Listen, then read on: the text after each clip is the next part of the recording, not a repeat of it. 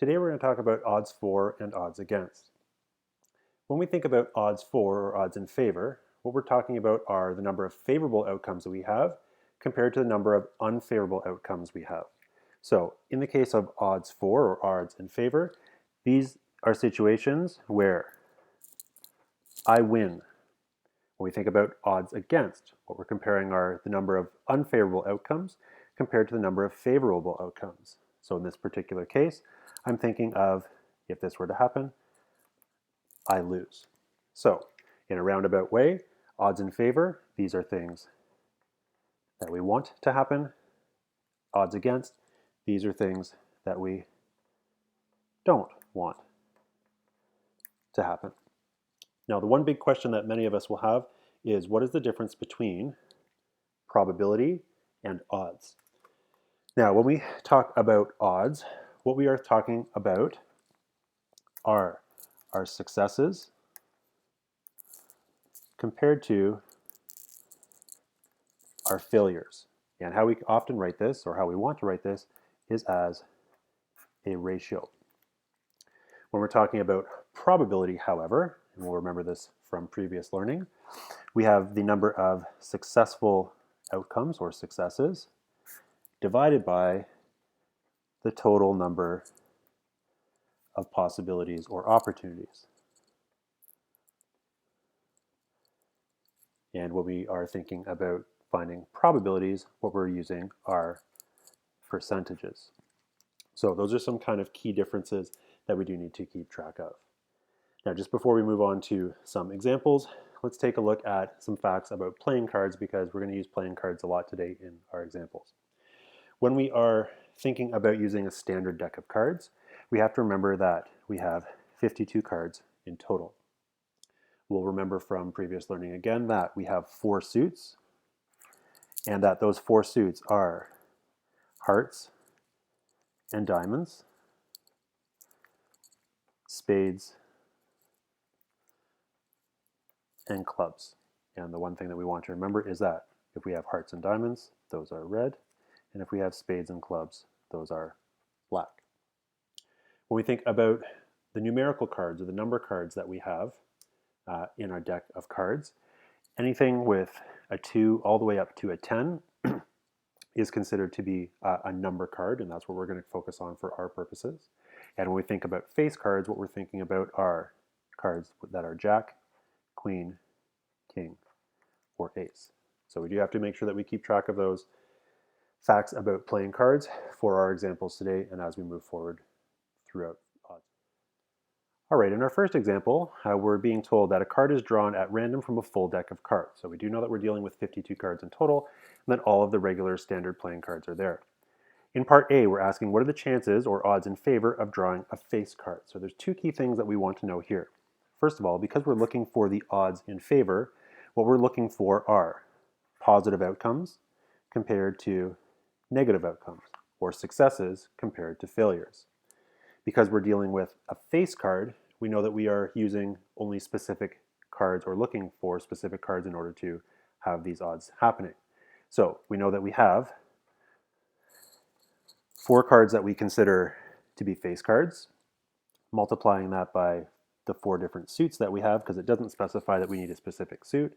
So we have 16 cards in total that are going to give us positive outcomes or successes.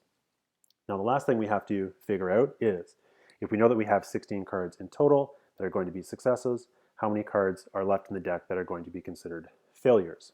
So we can do some simple math here to figure this out. We know that we have 52 cards in total, and what we want to do is subtract out the 16 cards that are going to be successes or positive outcomes. What that's going to leave us with is 36 cards that are going to be negative outcomes or failures.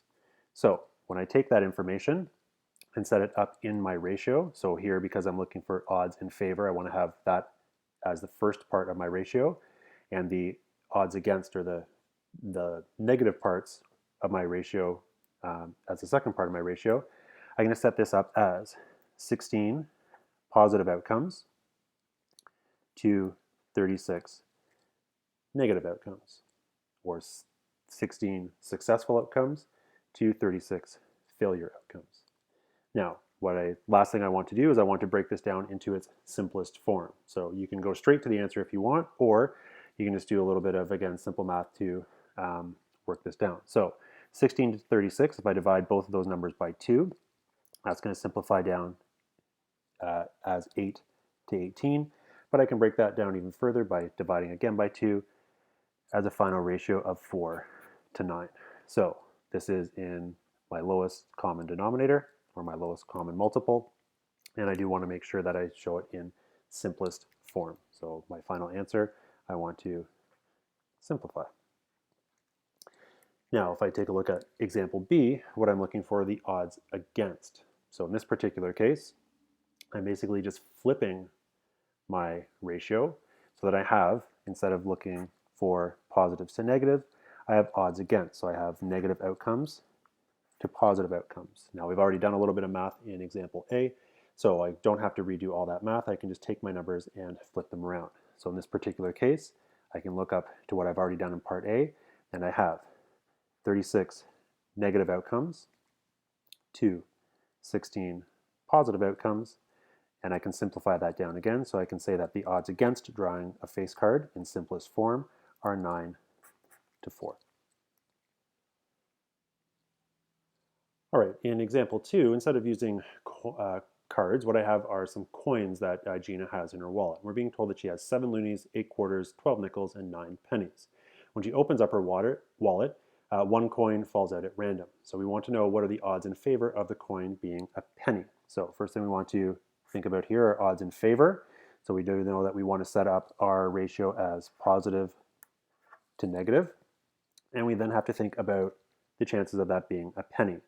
Now, before we get started, we do need to make sure that we figure out how many coins in total she has. So we can add together 7 loonies, 8 quarters, 12 nickels, and 9 pennies. And we are going to find out that she does have 36 coins in total in her wallet. Now, again, before we set up our ratio or our finalized ratio, we do need to make sure that we figure out if she has a certain number of pennies, how many other coins are there in her wallet. So we have 36 coins in total. We're going to subtract from that the 9 pennies. And what we're going to find is that she then has 27 coins remaining. So the numerical amounts that we're going to use are the 27 and the 9.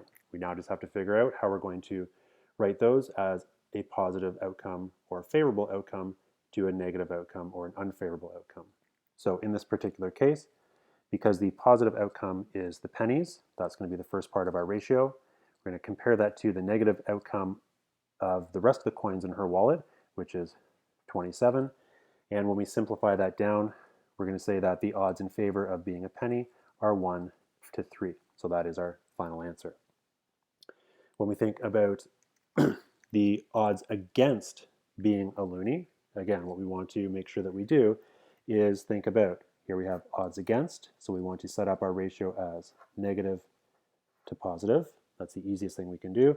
And then loonies. So now we are looking at different coins. Again, we know that we have 36 in total. We just need to look up into our, see what types of coins she has in her wallet. And we do find that she has 29 coins that are non-loonies. So in this particular case, she has 29 non-loonies. And the number of loonies that she has obviously is 7. So how we would set up our ratio, therefore, is 29 to 7. So the odds against is going to come first. So that's our negative outcomes. And our positive outcomes, the loonies, is going to come second in our ratio. So that's going to give us our 7 there. Now we can try and simplify this, but in this particular case, we can't actually simplify that down to something easier because remember, we can't use decimals or anything like that in our ratios. So we just leave that as 29 to 7. Now the last part, and this is where we get into looking at the difference between odds for and against versus probability, is now we want to find out the probability of the coin being a quarter. So in this particular case, like we've practiced before in this unit, we do need to make sure that we set up a fraction, turn that into a decimal, and then figure out a percentage for the probability of a coin being a quarter, because when we're dealing with probability, we're looking for percentages. So in this particular case, we can look for how many quarters does she have? 8. How many total coins does she have? 36. And when we do a little bit of dividing, we're going to figure out and calculate that we have approximately 0.222 as our decimal, which is going to be a probability of 22.2% that a quarter is going to be chosen out of her wallet. Now take a couple seconds and try example 3 on your own.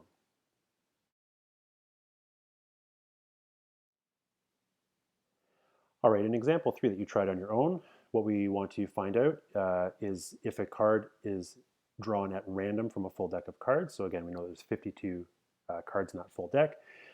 In part A, what are the chances or odds in favor of drawing a diamond? So again, we want to remember that we're setting up our ratio as odds in favor compared to not in favor. We do need to make sure that we know that we have 13 diamonds in the deck because we're counting everything from 2 all the way up to ace.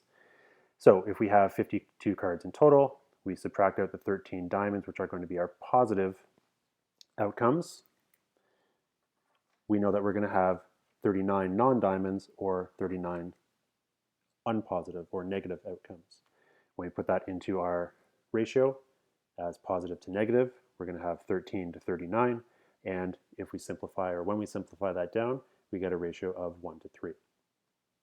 What are the odds against drawing a diamond in question B? Again, we're just going to flip our ratio around. So now we're comparing negative outcomes to positive outcomes.